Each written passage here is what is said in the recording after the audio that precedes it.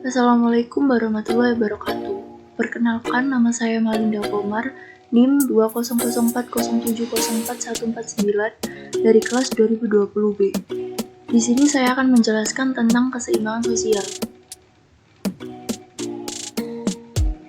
Konsep keseimbangan sosial itu adalah konsep yang lahir dari ekonomi dan sosiologi. Secara umum, ini adalah sistem di mana komponen mempertahankan posisi seimbang. Jadi maksudnya, tidak ada ketidaksetaraan besar yang dapat memicu konflik. Sosiolog Amerika Talcott Parsons mendefinisikan keseimbangan sosial sebagai sistem di mana berbagai kelompok yang merupakan bagian dari masyarakat menjaga keseimbangan pendapatan dan kontribusi. Terjadinya keseimbangan sosial dibedakan menjadi dua. Yang pertama, keseimbangan internal atau dari dalam batin yang terjadi di dalam suatu kelompok, biasanya ada di antara anggota kelompok tertentu. Yang kedua, keseimbangan eksternal atau dari luar batin yang terjadi di antara berbagai kelompok sosial.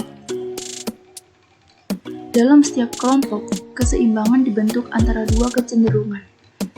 1. Kontribusi masing-masing anggota. 2. Manfaat yang diterima masing-masing. Jika keseimbangan kedua aspek itu benar, maka kelompok akan bekerja tanpa masalah. Di sisi lain, jika seseorang berkontribusi lebih banyak daripada yang diterimanya, ketegangan pasti yang akan berkembang. Keseimbangan sosial dapat pudar karena alasan berikut, yaitu adanya situasi tidak adil. Kelompok atau individu yang mengambil alih lebih dengan kelompok atau individu lainnya akhirnya menyebabkan ketegangan di antara mereka karena ada yang merasa tidak adil atas otoriter dominan itu. Apabila ketegangan terjadi secara intens, maka bisa memicu revolusi atau paradigma sosial yang kejam. Hanya tindakan otoritas yang lebih tinggi lah yang dapat memperbaiki situasi tersebut, seperti perusahaan atau negara. Lalu ada distorsi. Ada beberapa orang dengan perilaku egois yang tidak keberatan menghancurkan keseimbangan sosial jika mereka dapat memperoleh manfaatnya sendiri. Suatu aspek yang lebih jauh mendistorsi keseimbangan ketika seseorang atau kelompok yang sudah memperoleh manfaat dengan cara berlaku tidak adil di dalam masyarakat. Mekanisme keseimbangan sosial. Yang pertama, batas ke pasar. Meskipun teori klasik liberalisme ekonomi menegaskan bahwa pasar mampu mengatur dirinya sendiri dan dapat menguntungkan masyarakat, tetapi kenyataannya tidak berfungsi seperti itu. Tanpa regulasi, pasar bebas pada akhirnya akan menghasilkan ketidaksetaraan yang menghasilkan banyak kantong kemiskinan. Regulasi kegiatan ekonomi yang benar dapat memperbaiki masalah ini, seperti kesempatan yang setara, diberlakukannya hak buruh, dan kontrol harga dalam barang-barang mendasar telah menjadi mekanisme yang biasa digunakan untuk menjadi keseimbangan. Yang kedua, pendidikan dan lift sosial atau tingkatan sosial.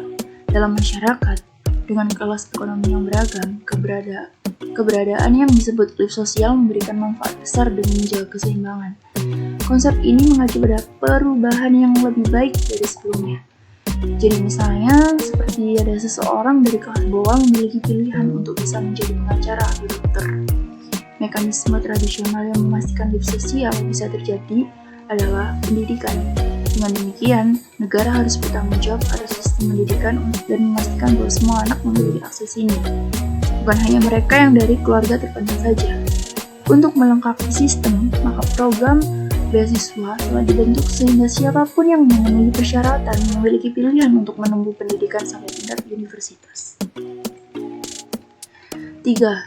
Subsidi pengangguran. Kesenjangan gaji dapat menyebabkan ketidakseimbangan besar di masyarakat. Situasi paling serius yaitu ketika seseorang kehilangan pekerjaan beresiko jatuh ke dalam kemiskinan apabila tidak ada subsidi yang dibayarkan selama waktu tertentu. 4. Legislasi melawan diskriminasi. Diskriminasi karena alasan apapun menyebabkan ketidakseimbangan masyarakat secara umum, baik karena seks, ras, atau orientasi seksual sehingga banyak orang yang berisiko terpinggirkan, baik dalam mencari pekerjaan maupun dalam aspek-aspek lainnya. Pemerintah telah menciptakan mekanisme hukum untuk menghindari dampak diskriminasi. Mereka telah membuat undang-undang dan juga mengembangkan program pendidikan untuk mengubah mentalitas penindasan. 5. Redistribusi kekayaan. Ini bukan redistribusi secara literal. Cara untuk melakukannya adalah melalui sistem pajak yang jumlahnya terkait dengan pendapatan. Dana ini nantinya digunakan untuk membiayai kesehatan masyarakat, pendidikan, dan program sosial lainnya. Dengan begitu, mereka yang kurang mampu dapat mengakses layanan sosial untuk mempertahankan kualitas hidupnya. Contoh mekanisme untuk mengembalikan keseimbangan sosial adalah depresi besar yang pernah menghancurkan Amerika tahun 1929, di mana harga saham secara perlahan terus turun. Ini awal mula dari depresi besar yang lazim dikenal sebagai krisis Malaysia.